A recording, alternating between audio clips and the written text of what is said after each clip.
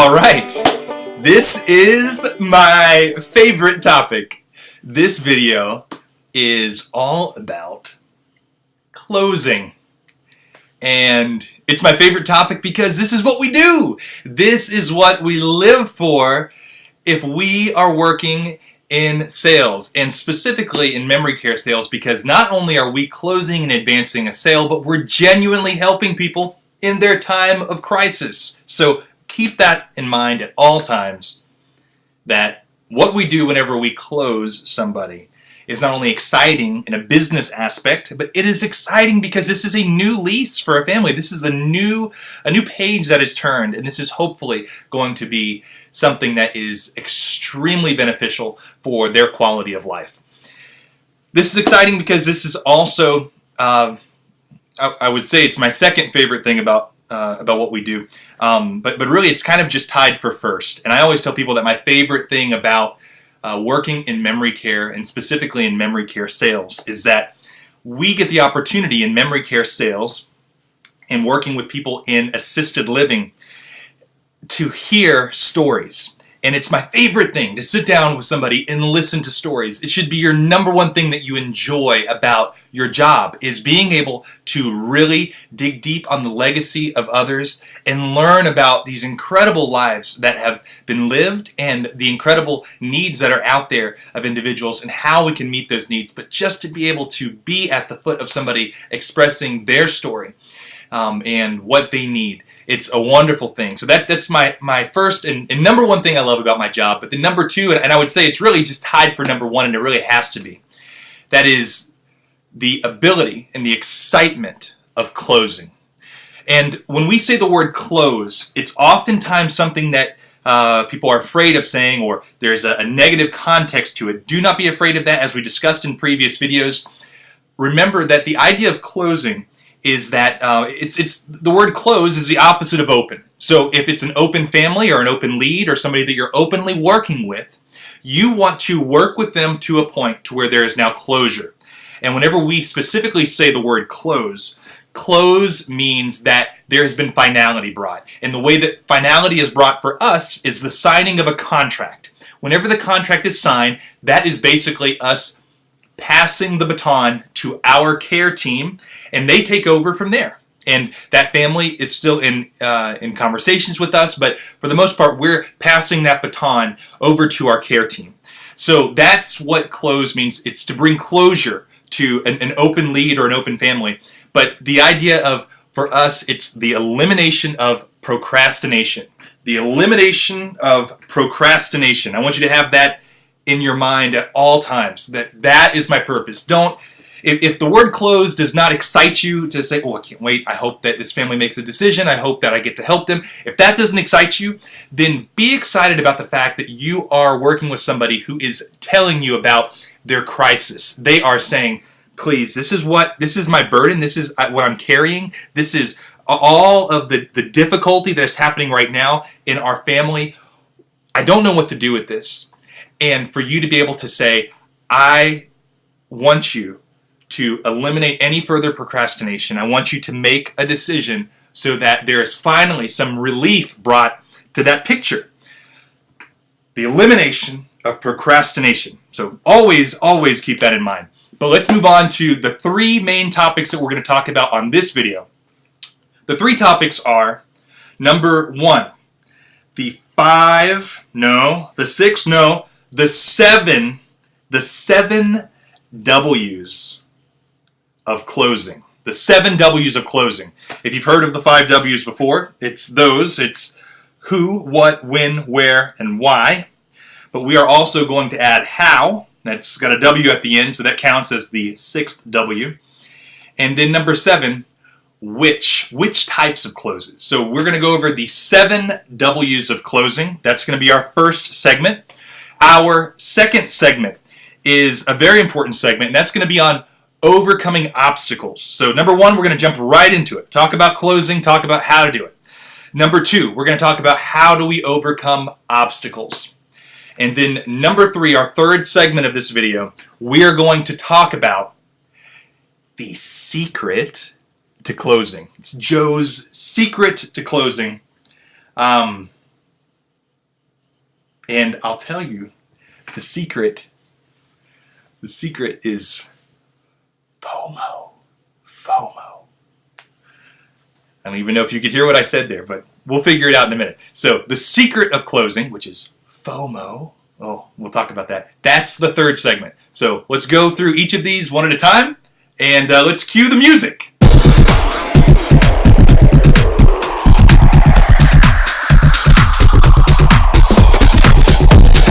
I just talked about the 7 W's of closing. So the first 4 W's, who, what, where, and when, we really already discussed on the previous 3 videos. So on the first video, we discussed who our customers are.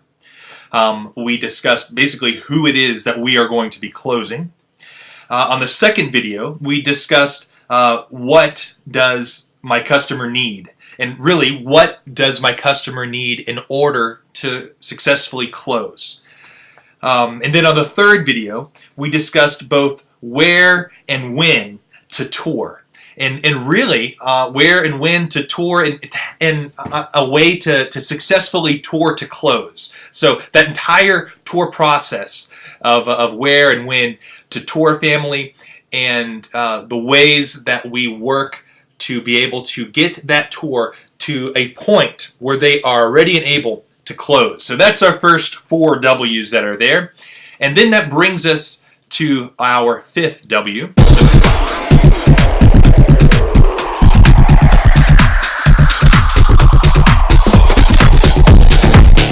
Our 5th W is why. So the idea of why to close. Why am I looking to close a family that I've worked with? And why would I ruin this great conversation that we've had? I've just had this wonderful conversation with a family, and learned all about them, and we had a really good time, a really good chat. So now, why would I bring business into this whole mix and mess everything up when it was just so beautiful? We had this perfect conversation, and now I'm going to be asking them for their business. Why? Why would I ask them for the business? Why on earth would we ever ask anybody for the business? So there are 3 points to that. So we're going to go through that one point at a time with why should I close somebody. Number 1, it's the easiest of all, and it's the most important to think about. The first reason of why we should close someone is that it is our jobs. It is our job to successfully close a sale, to successfully move a family in the right direction.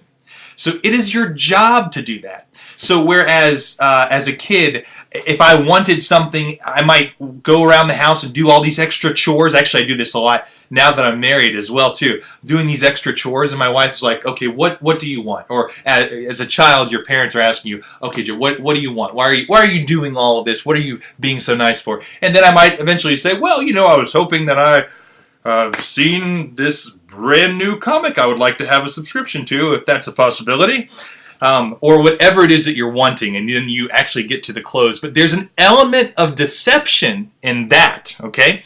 Whenever you are working with somebody, whether it's your family members or whatever it is, if you are dancing around the topic, there's an element of deception in that. So what I want you to really know is that there is no deception in asking for the business. There is never a deception in asking for the business, because that is what they are there to do.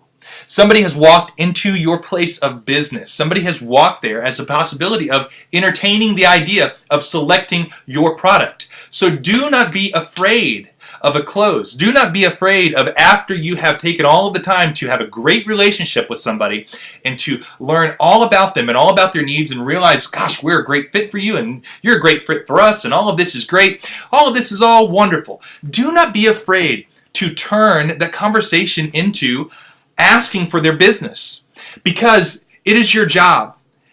And number 2, it's understood. It's understood that it is your job. People have walked into that business knowing you are a sales professional, and that whenever you ask for that, it's going to be okay. So remember, number 1, it is our job to ask for the business. Why ask for the business? Why close? Because it is my job. Now, number 2, Why ask for the business? Number two, it's because more often than not, whenever you ask for the business or whenever you attempt to close, whenever you close, you will often be surprised by how often somebody will choose the product at that time. Even if you feel like there is no way this family is going to make a decision today, by asking for the business, you will be surprised. It will surprise you just how often it does work out that somebody says, you know what, yeah, let's do this, or I will move forward with this, or I'll move forward in that direction. So that uncomfortable level that comes with, I don't know if I should close, or I don't know if I should ask for their business. Number one, it's our job. We have to. We have to ask for the business. We have to ask for it every single time that a family has come in. But number two, even though I feel like this family might not make a decision today, I may very well be surprised. So that's the second reason of why you ask for the business, is that it may very well surprise you. And then number three, why ask for the business? Why ask for a close? Why try to close a sale? Because while our goal is to reach a yes, to have somebody say yes to selecting our product, a no can be just as helpful. So what I mean by that is, if I'm working with a family and I know for a fact there is no way they are going to sign a contract with me today, that there is no way that they're going to move forward with having their loved one come and live at our memory care community, by asking for the business, even though I know they're going to say no, I am going to uncover the most valuable information. I already know it's not a concern. It's not going to affect our relationship as far as the relationship of the customer and myself, because they realize that, number one, this is my job. I might be surprised by their answer, but they're expecting the fact that I will ask them for it, so I don't have to be worried about that. But even if I know that they're going to say no, I want them to tell me no. I want them to tell me no, and I want them to tell me the reasons why they're going to not make a decision today. So keep that in mind, because that is so important as you're asking for the business or as you are attempting to close. If I say, now I have a family that has been there, they said, well, we're not looking to move our loved one from Hawaii until sometime in the next 7 months, probably 7 months from today. But we're looking early. I'm the first member of the family. I'm not even the key decision maker. I have no desire to even think about moving forward right now. And so in 4 months' time, that's when the key decision maker is going to be coming to tour your community, but I'm just doing some preliminary work. Now, this is a family that I know there is no way on earth they are going to move forward. But at the end of that tour, I'm going to say, hey, the apartment that you saw today, would you like to place a contract on that apartment to financially hold it, to be able to know that it's going to be available for your loved one whenever they arrive? Now, I'm asking a question that I know is going to be shot down. Again, it's my job. Number two, I might be surprised. Who knows? They might say, well, you know what? Yeah, let's do that. We can actually move our time frame up by a month. Whatever. I might be surprised. But again, this third one, I know that they're going to tell me no. I know it because of all of those reasons. I ask them for the business so that they can reiterate all of those no's to me. Even if it sounds silly, even if it sounds ridiculous, it's important to hear those things again. So I'm going to casually say, would you like to put a contract on that apartment or a deposit on that apartment that you looked at today so that you know that it'll be there and available for your loved one whenever they arrived? I want that person to tell me, oh, no, well, listen, again, I'm not ready to move yet. I'm just the first member of the family. I'm just a nephew looking for my aunt and uncle, and it's not going to be until my cousin comes out here. They're going to be the ones that are going to tell you what needs to be done. And they're not really looking to move because they're moving from Hawaii, so they're not going to move until 7 months from now. So I want them to reiterate all of those things to me. Let them say that, because a no is just as important as a yes. I want to know all of their reasons for no. Another main reason why a no is just as important as a yes is that after that tour, I'm going to be asked by my boss, by the executive director of my community. I will be asked the question of, hey, what happened with that family? What happened with the Jones family? What happened with the Smith family? How did the tour go, Joe? How did the tour go? And I want to be able to let my executive director know how that tour went and why they're not moving forward. You can't even begin to imagine how many times as marketers we're out there saying, oh, it was a great tour and it was fantastic and the family's great and I think that they'll eventually make a decision to move their loved one to our community at some point. I don't know, but it really was great. We had a great chat. Well, you know what? That is fine. That's good that you had a great chat. That is good that the family really enjoyed the community and that you feel confident that they will one day move. But by asking for the business, why should I close somebody? That third reason of why is that even if they tell me no, I have to be told no, and then therefore I can tell my executive director or any of the higher powers that be the reason why that family is not moving. Well, I did attempt to close that family, and I asked them for a contract on that apartment, but they reiterated this reason, this reason, and this reason, and this reason. Now, with all of those reasons that they gave me, and again, that third answer is because a no is just as important as a yes. With all of those answers that they gave me as to the reason why they cannot make a decision today, the reason why they are saying no, they have just laid out all of my next steps. So I know that you are not the key decision maker, but that your cousin is the daughter of your aunt and uncle. So therefore, I want to get the information of that key decision maker so that I can begin a dialogue with them. Now that you feel so confident in our product, how can I make that person confident in our product, and how can we work to schedule that tour with that family member? Or we know that the family's not moving until 7 months from now. Well, that's great. Let's find out why is it that they're not moving until 7 months from now. Let's see if there is a way that we can overcome that barrier. Maybe there's something that can be done. A no is just as important as a yes. And the moment that that turns for you, it'll change everything. It changed everything for me. The moment I realized that it's not an exercise in futility to ask somebody for their business. When you know, gosh, this family, there's no way they're not moving today. They're not moving, and it's just going to feel awkward to ask them for them to leave a check or to sign a contract. The moment you get lost in that mentality, you're losing the fact that the real fruit comes from them telling you no. Let them tell you no, because they're going to tell you the reasons why they're saying no. They're going to tell you what your next steps need to be. Or they're going to tell you what needs to be changed in order for them to get closer to yes. A no, while it's not a yes, a no will get you closer to that family saying yes. So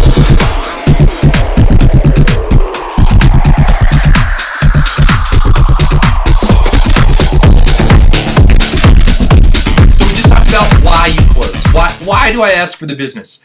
The who, what, when, where, and why. All 5 of those are done. Now let's move on to number 6. That is how. How do we close? How do you close a family? And you start with the very first aspect. There's 3 aspects to this one as well. The first aspect is you need to set the proper stage. You need to set the proper stage for a close.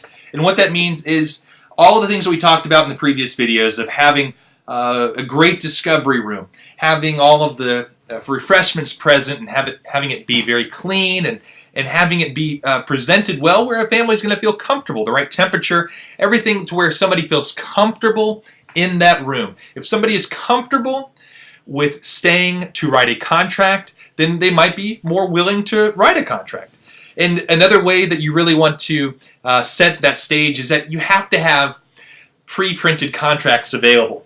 And always have them available. If they're blank contracts, that is absolutely fine. I've worked with executive directors that like to have the name typed in there, and all of that is fine and good for a pre-planned close. But you need to have blank contracts that you can write the name in there on hand, because if and when the moment comes for somebody to make a decision today, let's make that decision right then. Let's have them ready. Let's have that contract available. I can go and grab that and bring it over to them, and they can move forward with that sale at that very moment.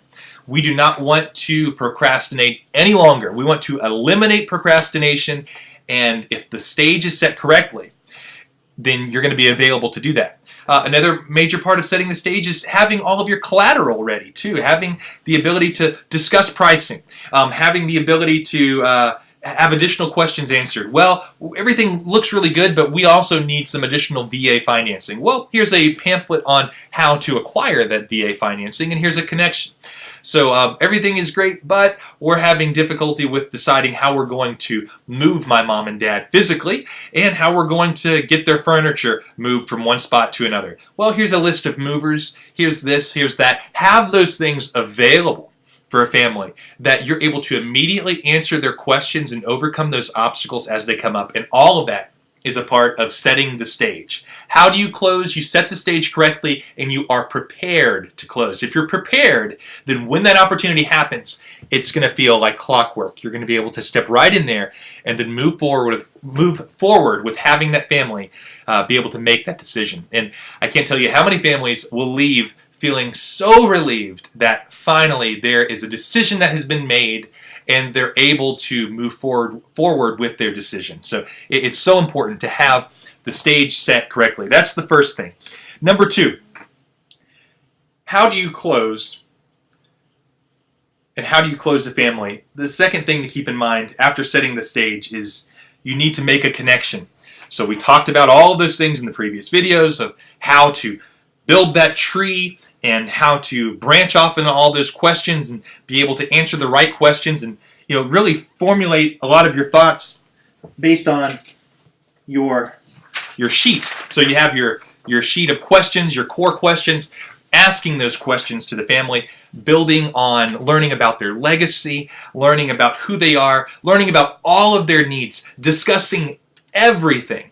You have to make a connection with the family before you close. So in order to close, you have to make a connection. If a family feels like that you have adequately listened to them, that you are able to meet their needs, that you have learned about their loved one, and that you genuinely care, if there is a true connection that is there, if you have met with somebody and they have connected with you and they are comfortable with your product, then and only then will that family be willing and able to close. So how do you close? You set the stage for a great close. Number two, you make a fantastic connection with the family. And then number three, you just do it. You close the family. So you've done all of these things and you made a great connection, you're having a great conversation, and then now you just ask for the business. You just ask for it. You ask them to move their loved one to your community. You ask them to make a commitment that day. You work with them to close. That's what we're going to talk about next, is the types of closes. But that's the third thing on how to close. You just set a great stage. You make a great connection. And then number three, you do it. You close. And you close every time. You have to attempt to close every single time with every family and always ask them for the business. So moving on, we'll move on to our final W.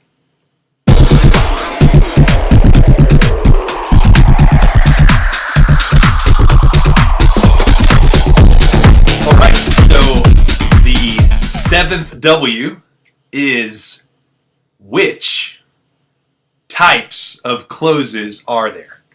And this is probably the most important thing to keep in mind, of just the different ways to actually close with a family, the different ways to move forward. And there's really three different types of closes. Number one, it's an assumptive close. And I will talk about the assumptive close and how to take an assumptive close approach here momentarily. Number two, there is the idea of an either-or close. So number two is either or. And I will talk about an either or style of close here in just a few moments. And then number three, there is the just ask close. So the ability to just ask for the business. And I'll talk to you about how a just ask close works. But I also want you to keep in mind that when though whenever we talk about closing, we talk about which types of closes and the idea of closing, that is always talking about the finality of a signed contract. That's what closing means in general at all times. But if I attempt to close on a signed contract during a tour, that's not going to happen on that tour, and I may already know that it's not going to happen. I want you to always know that there is still something that you need to close on.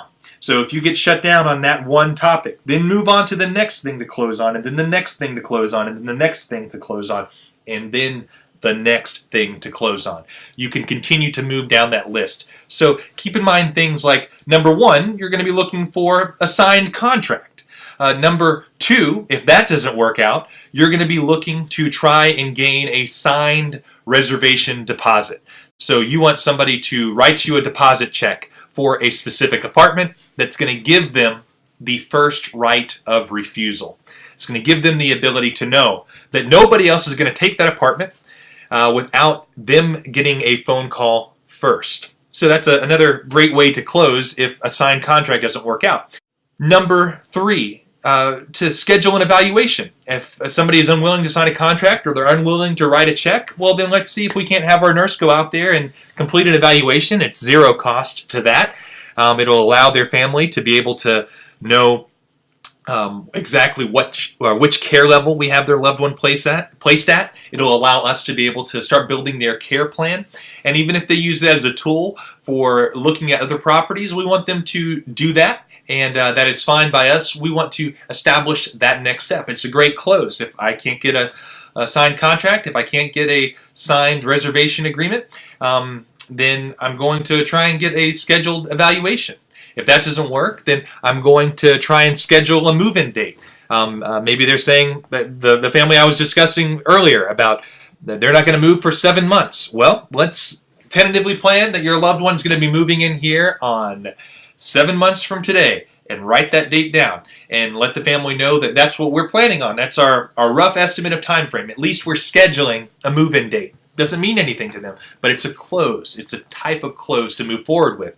If that doesn't work out, we can schedule another visit. We can schedule a lunch. We can schedule additional meetings, or we can do something like have another staff member meet with the family or contact the family. We could have, if they have additional questions, I'm going to have my nurse call them tomorrow. I'm going to close on having my nurse contact that family for a follow-up question on how exactly to administer the type of eye drops that they have. Whatever it is, I want to move forward. That's a great close, is connecting them to a staff member.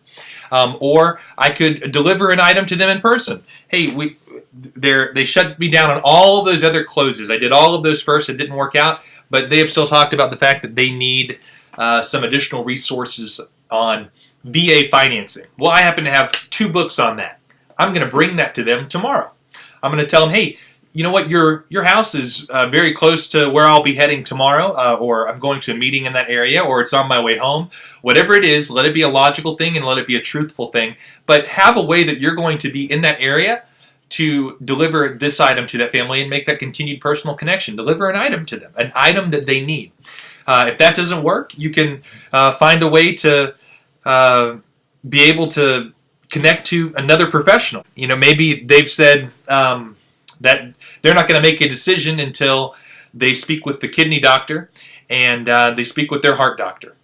And so you know which cardiologist that is. Maybe you attempt to ask the family, hey, do you mind if I confer with that cardiologist or speak with a member of their team? Would that be okay for us to be able to have a continued conversation there? Maybe have them sign a document in regards to HIPAA that we would be able to have that conversation nurse to nurse and then be able to move forward in that capacity. Or we could schedule an activity for their loved one. We could schedule additional meetings that they would have at our community. Whatever it takes, let there be something else that you close on if those 3 types of closes do not work. So always have in your mind where you're going to be going and which different types of closes you're going to close on. But if the actual close of signing a contract falls through, move on to something else that you can close on. Hey, did not get the contract today. I didn't get a deposit check today, but I did get the family in agreement to have our nurse go out and do an evaluation. And you know what? That's a win, because I did ask them to sign a contract and they said no. I did ask them for a deposit check to hold that apartment and they said no, but they were willing to have our nurse go out and do an evaluation. So at least you are advancing the sale and moving forward. Now I'd like to go back to those 3 different types of closes and talk about each of them one by one. And the first one we're going to talk about is the assumptive close. That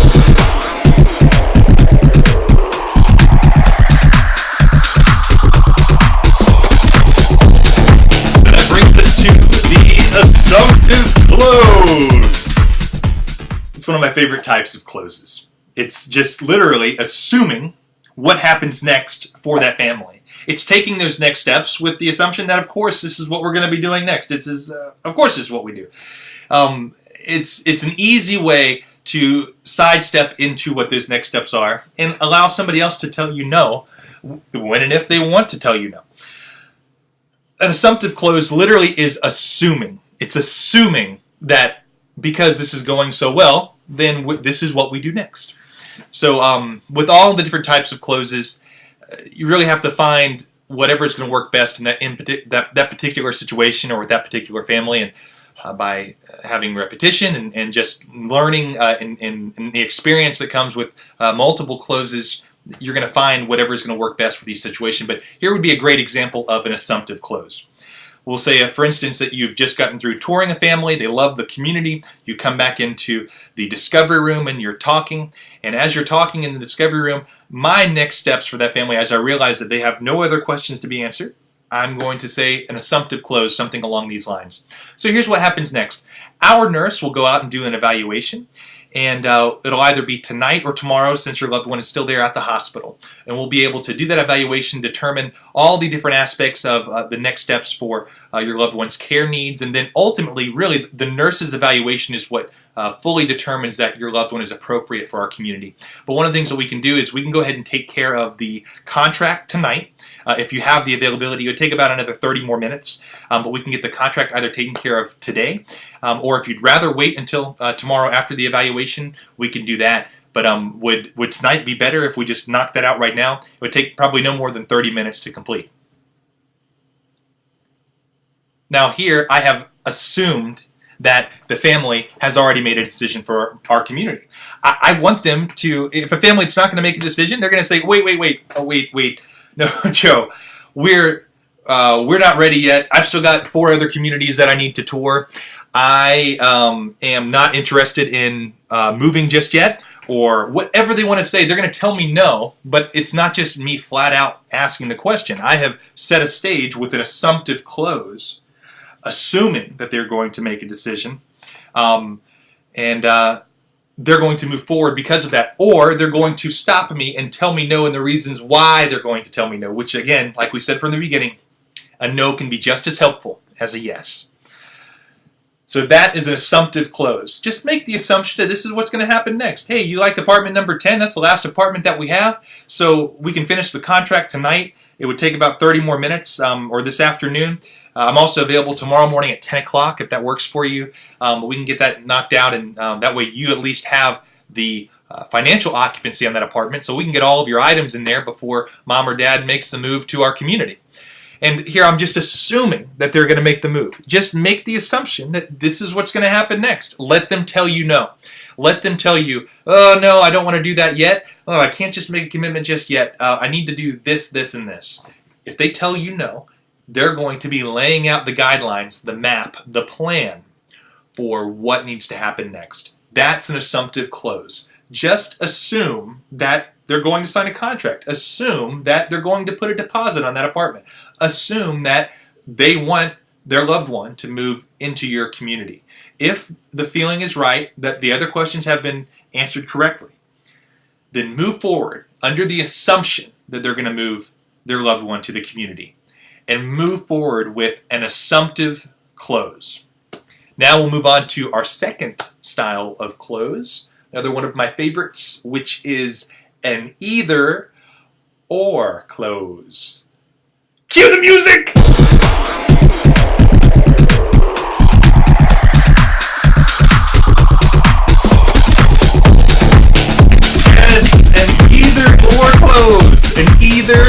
or close. Either / or close. One of these two options. I'm giving you two options, and you're going to pick one of the two options because that's what I'm giving you. I'm giving you two different options. Which one are you going to take? One of them is great. Pick one. They're both awesome, and I want you to move forward, and this is how it's going to happen. So an either or close is very easy. You're just giving them the two options, and I will often use an either or close throughout every aspect of a tour. So one of the things that I'll use an either or close on is, as I'm showing them two different apartments, I only show two apartments every time. I'm going to say, hey, of those two apartments, did you like apartment number 6 or apartment number 17? This or that. And I want them to choose. And that's going to be a buying signal way early on, even before I'm ever going to be in a discovery room actually presenting a close to them. That soft either or close at that point is going to give me a very strong buying signal from a family. If they say, ooh, you know what, of those two, I think I'm going to go with apartment number 6. I think I like that better for my mom because she has a much better view of the courtyard. And it just feels better in that room. I really like that room. Or they're going to tell you, you know what? I don't even know. I don't even know. I couldn't even tell you right now. I don't even know. You know what? That's going to be great for me because if I give them an either or on which apartment do you like better, and if we're in the middle of the tour, I'm going to know where they're at. I'm going to know, hey, they're probably not ready today. But if that is somebody that I am working with and the daughter is in the room visualizing where their loved one's items are going to be, you know what? Of those two apartments, I really like this one. Let me tell you why, Joe. I like this apartment because it's this, this, this, and this. I want them to tell me those things. The moment they say that, then you know that they are already starting to visualize their loved one moving there. Now, either or closes when you're towards the end of the tour and you're in the discovery room and you're talking about actually closing that family. A great either or close can just be, so would you like to go ahead and complete the paperwork today, or would you rather just leave a deposit for the apartment? Now, if you notice, every time I say one, just let there be a pause. Let it sit. Let it sit out there in the ether, if you will. Because you're asking for the business in that moment. Don't step on your ask. Don't ask for something and then step on it with another question. Or, if you don't, then that's fine. It's fine if you don't want to do that. Do not do that. Just say, would you like to sign a contract today, or would you prefer to simply leave a deposit on that apartment? And again, I'm pausing because I want to hear what they say. I'm confident enough to know that I'm okay with them saying no. If they say no, it's going to be just as helpful as a yes. We could have had the best tour. Hey, did you have any other questions for me? No? Great. Well, here's this information for you.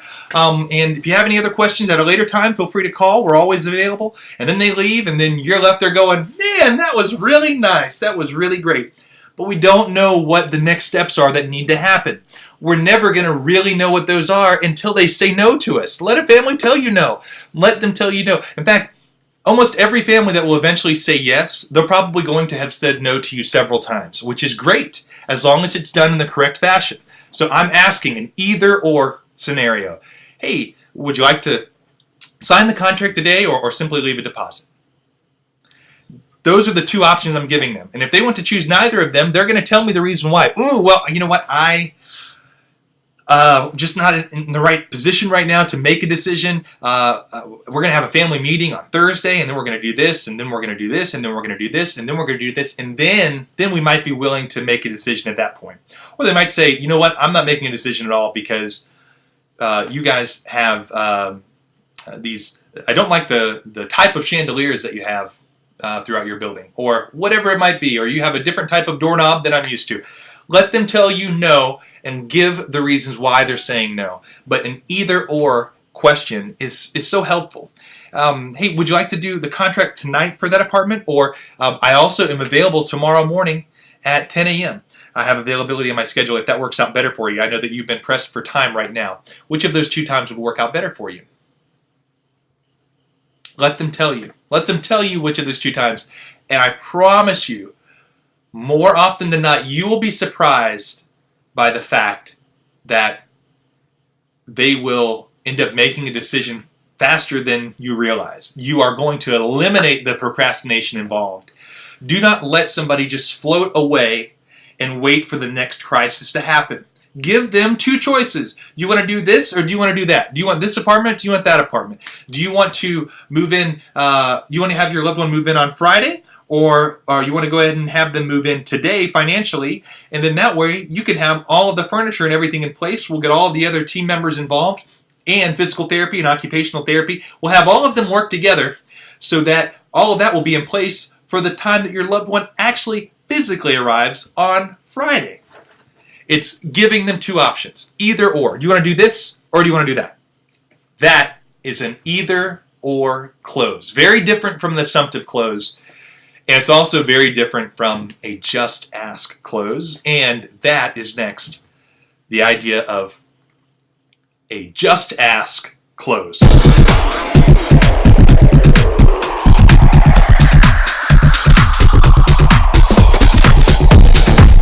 Oh yes, the just ask type of close. Just ask. All you're doing is asking them, hey, would you like to do this? It's as simple as that. Hey, would you like to complete the paperwork on that apartment that we looked at today? Hey, would you like to leave a deposit on the apartment that you chose for your mom? Hey, would it be okay if I prepare the paperwork for your father's move-in to our community? You're asking the question, hey, are you ready to close? That's it. You're just asking them. You're asking them, are you ready? This is great. Shall we do this? That's it. It's just as simple as that. Just ask. Just ask. Just ask. Just do it. Just ask them for the business. It feels uncomfortable, but find a way to make it feel comfortable. And remember that the family is aware of the relationship. When they walk into your building, they are already aware that you are there to present a product to them. While it might feel uncomfortable at first to ask them for the business, and in this case, just ask for the business, know that they're fine with you asking that question. They know that you are a salesperson. They know that they are there looking at a product. I want somebody to ask me for their business. If I'm in their place of business, I want somebody to say, hey, do you want to buy this bed? Do you want to have this meal? Do you want to get this special haircut that we have? Whatever it is, whatever place of business that I'm in, I'm here, and then I can tell somebody yes or no if that salesman offers me something or if that salesperson offers me something. If I have a saleswoman walk up to me and ask me to buy products at any location, I am not going to be taken aback by that, or I'm not going to be disturbed by that, because that's what they're there to do. Just ask, and you will be surprised at how many times somebody will warmly embrace the ability to eliminate procrastination and be able to move forward on moving their loved one. Now, coming up in the next video, we're going to talk about the ability to overcome obstacles. That's next, overcoming obstacles.